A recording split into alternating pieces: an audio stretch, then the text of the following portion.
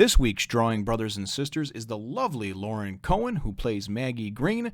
If you like this type of artwork and more, remember to follow me on all the social networks. The Walking Dead, Season 4, Episode 5, Internment. Well, hello, my brothers and sisters of the Dead Nation. I, as always, am Jim, here to bring you another review on this week's episode of The Walking Dead. This week's episode is titled Internment, and it was, I think, really, in a lot of ways, may have been the best episode thus far. The producers initially and a lot of the actors have said that this is one of those seasons that just kind of starts out a certain way and then just keeps building and building and getting better and better, as opposed to kind of those peaks and valleys that normally take place, whereas the premiere being really, action heavy, and then the mid-season finale and then the finale. And this one's really good because it starts out and it really shows everything that's going on back from the survivors of Cell Block D that are now infected with the flu. Hershel, of course, in the last episode or two has opted to go and make his tea and help to try to hydrate people, and is doing his best within that cell block, even at obviously his own risk of being older and not knowing how this is communicated or spread or who's susceptible. Certainly he's taking a big risk going in there, but he's been in there for some time now. So the episode goes, and it starts out though with Rick returning, and minus Carol, obviously, from the kind of shocker in last week's episode. And Maggie opens up the gate and lets him in, and she's like, and immediately he jumps out and he's like, "Where's Carl? Where's Judith? How is everybody?" That sort of thing. And Maggie's like, "They're fine. Now where's Carol?" And Rick's like, she's not coming back." And he's like, "Don't worry, she's not dead. She's okay." And he explains briefly what happened. And then, the episode had started out right where it left off in the last episode, where it's him driving, and you can tell it's eating away at him. He keeps looking down at the watch that Carol gave him. And I think it's really eating away at him and bothering him, and he's questioning whether it was the right decision or not to do, to that extreme. And whether you're for or against it, ultimately, she's been there since day one, since he was reunited with his family back in the second or third episode of the first season. So it would stand to reason that it would have been a tough choice no matter what she had done or how she had turned out or what kind of monster she's become. So you can be in whichever camp you want for or against his decision, but ultimately he was wrestling with his decision, and I think that made it that much more human because obviously it was not an easy thing to do. So he goes in as if to ask for kind of reassurance that he made the right choice. He explains what happened, that she, in fact, was the one who killed David and Karen. She was trying to, stop the infection from spreading, but he explains, listen, Tyrese, will want to kill her, and I don't want her around, so I made the call that she's not coming back. And then Maggie says, "I would have done the same thing." She said, I agree with your decision, but I don't know if I would have been strong enough to do it. And then Rick says, "You'd be surprised at how strong you are," and that. So there's that exchange between them. And then the majority of the episode then, from that point, just a few minutes in to probably about the last 15 or 20 minutes, takes place all within that cell block that they've put everybody into to isolate. I'm not sure if it's C or if it's D. But all the survivors from D they put into the cell block, and it's basically like the solitary confinement type cell block. So it keeps hopefully the germs contained. And we wind up seeing Glenn is very, very sick. This Dr. S, Caleb S, he is extremely sick. There is an exchange towards the beginning where Sasha and Glenn are helping Hershel, and he's fighting a losing battle, but he's not giving up hope. And I think that's really what you can take from this as far as Hershel goes, is that he's a stand-up type of guy, but he also, he always believes that there's some hope, and he hangs on to that, and that's what keeps him going. Because they go in there, they're trying to resuscitate and basically stick this tube down a person's throat to like force them to breathe, or maybe to get them fluids, to get it down. So he kind of takes care of that, and then puts, Glenn and Sasha in charge of taking care of it, or Sasha, I believe. And then he asks Glenn to come with him on his rounds. And he's real big on, everybody knows that's in that cell block that it's hopeless, but he doesn't want them to lose hope completely. So I guess when people are dying, and then before they turn, he goes and he tries to get them out of the view of everybody else, so him and Glenn go, and there's an exchange where they take this person who's died, they put him on it, and there are a bunch of the nameless, faceless people from Woodbury that we never really got to meet, so it doesn't really have much of an impact when they die. But they wind up putting him on a gurney and then going and taking him to another room away from everybody else before they go and stab the soon-to-be Walker in the head. So I definitely feel that there was a really good human touch with that. It's even though you have to be a certain way in this type of zombie apocalypse and what have you, he's trying to make it to where people can still hold out and have a little bit of hope, even though they feel like everything's gone, let's not just go and stab this person right in front of everybody. There's a couple of kids in there, So, as the episode progresses, though, Glenn gets more and more sick, and you start to think, I really thought that Hershel was going to bite in this one. I had read something this week that Hershel was originally slated to be killed at the end of season 2, and just through a series of different changes and script changes, and they basically didn't think it was going to be a good idea. They decided to keep him around. And then, of course, in season 3, you thought he was going to get bit, but Rick was quick thinking, chopping his leg off. Now he's hobbling around with his prosthetic leg. And I just thought it was his time. I mean, he's been dodging bullets for several seasons now. And I really like the guy. He reminds me of Dale, and he's kind of like the voice of reason. He's kind of got that fatherly, grandfatherly type deal, going with him. The way he speaks, he's very stoic. I like him. But I really thought he was going to be killed in this episode. Or Glenn. I wasn't really quite sure what was going to happen. So Rick winds up coming back, and he has a brief exchange with Hershel, and it's kind of like they're kind of like these two like unsung hero leaders of the group, And Rick tells him, what happened, and then he gives him the whole rundown on Carol. And afterwards, you can tell that that Hershel was affected by that and bothered, because he's just kind of walking away and he's just thinking in his mind, here's somebody that I knew, and we're losing people left and right, and it's just kind of that hopeless feeling. And then Rick also goes and he winds up running into to Carl, who's been kept in kind of like a solitary confinement away from the sick people, because they deem that the kids and the older people are more susceptible to catching this. So, and Carl's basically chomping at the bit. He's like, let me help. Let me do something, And Rick's like, oh, you can help out. Go get, he's got some fruit and some supplies that he got from the, from when him and Carol were in that town in the last episode. So go take care of that, Carl. So things go from bad to worse, because people start turning within this cell block. One of them is that doctor, that Caleb. He has an exchange with Hershel too, where he shows him that he brought a gun in with him for when things go really bad. And he also says to him, he says, if you're not willing to lose one, then you could lose them all. So he's trying to say, don't waste time on me. I'm done. Go help other people that could use your help. And when Hershel goes and shines the light in his eyes, you can see his eyes are just like not bloodshot, but like bloodied, like he's going into, he's gonna die, he's on death's doorstep, and he knew that, So it winds up being all kind of chaos, and hell breaks out in the cell block, because one of the people they were trying to keep alive dies.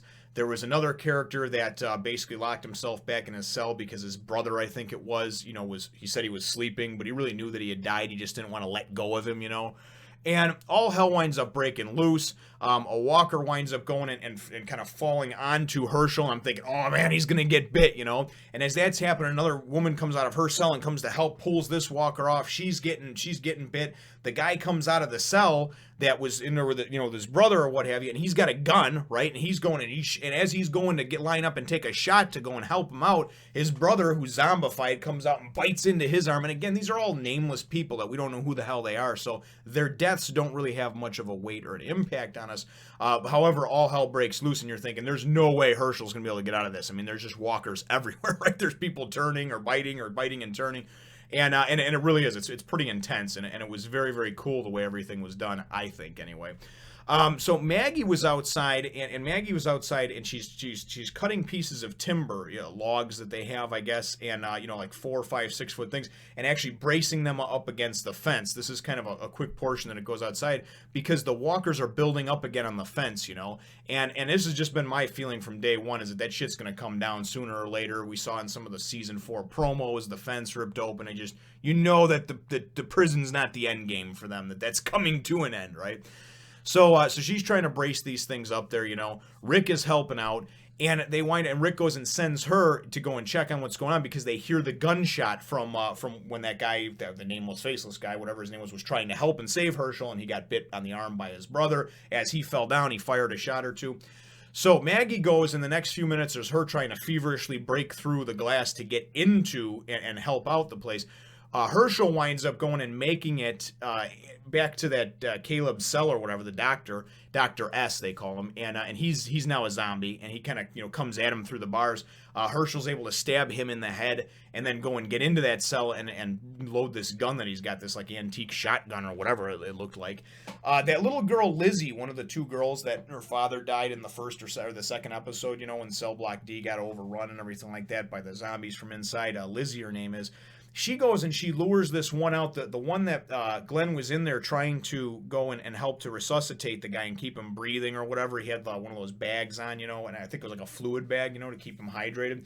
He had turned, and so he didn't bite Glenn. Lizzie started kind of trying to motion him out like he was a dog. She's like, come here, boy, come here. Come on, fresh meat type of thing, So she goes and she's luring him out, to get him away from Glenn. And although it was very foolish, and the kid, I think, is a couple sandwiches shy of a good picnic, I really think that, she had good intentions with what she was doing. So she's going and luring this thing out and winds up falling on top of her because she trips, as happens in these things all the time. Hershel comes in to go and pull it off and save it. Maggie gets in at the proper time, and Hershel, and this thing's like about to bite Hershel, and you're like, he's done, right? And Maggie's like underneath because they're up on the second floor, and they're rolling around on this fence, this chain link fence that's over there. And he's like, no, don't shoot. You might bust this bag, and then Glenn will die, right? So she takes an extra couple seconds and kind of thinks in her mind between Glenn and her father, and she steadies her aim, takes the shot, and winds up nailing this thing and does not break the bag or what have you. So then she goes and she's able to help. Hershel, of course, has taken out the other few zombies with that Dr. S's gun that he had, and they're able to kind of calm things down finally within the cell block. And get things back in order. They're able to go and help Glenn, and Glenn is basically going into like shock and dying. He can't breathe. They're able to go and stick the tube down his throat or whatever they're doing. And I don't know if they're doing this it's an airbag to force air into his lungs, or if they're just trying to keep fluid into him, or they're trying to pull fluid out of his lungs. I'm not a doctor, and I don't really pretend to be one either. So. But it was definitely intense. Just the whole thing from start to finish was like, oh, somebody's going to die. Because then when Maggie came, I'm thinking, oh, Maggie's going to die. And then I'm like, well, maybe Glenn's going to die. I'm like, they got to kill somebody, somebody important. So then we go out and we see Rick has went and commandeered, because Maggie left, couldn't help him at the fence anymore. So Rick went and commandeered the help of Carl. And they're out there and they're having this cute father and son moment, right? It reminds me of me and my oldest son, and maybe us going and hanging out, doing something, planting some shrubs or doing some gardening or playing some baseball, what have you. And they're over there talking to each other and kind of smiling, and Rick's like, oh, I'm fine. And Carl's like, let me help. And they prop this, they're propping these things up against it, and they're basically just they're logs. They're tree logs, 5, 6, 7 feet long. They're propping them on an angle up against the fence to hold the weight of these hundreds of walkers that are pushing forward. So anyway, one of the things winds up going and shakes loose, and as Rick's trying to put it back up, other ones start shaking loose, and the whole goddamn fence just starts caving in, right? And this was really, really intense, because that they're not going to kill Carl or Rick, or at least I don't think they're going to. So never did I believe that they were actually going to die. But it's amazing, because there's like these two fences, for the prison, and it's almost like the yard that they can run through. It's like gravel, and they're in this spot in between there. The first fence caves in, and Rick's like trying to crawl and climb out from there, and Carl's trying, and they're trying to get together. They wind up going, there's hundreds of these things coming at them. They wind up, they're able to get to a door in one of the guard towers and then come out on the other side.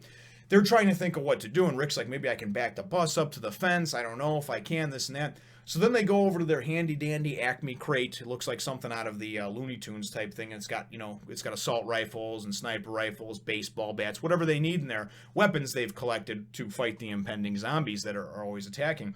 And it was a cool bonding moment between Rick and Carl, because they wind up going, and Rick takes a couple of M4s.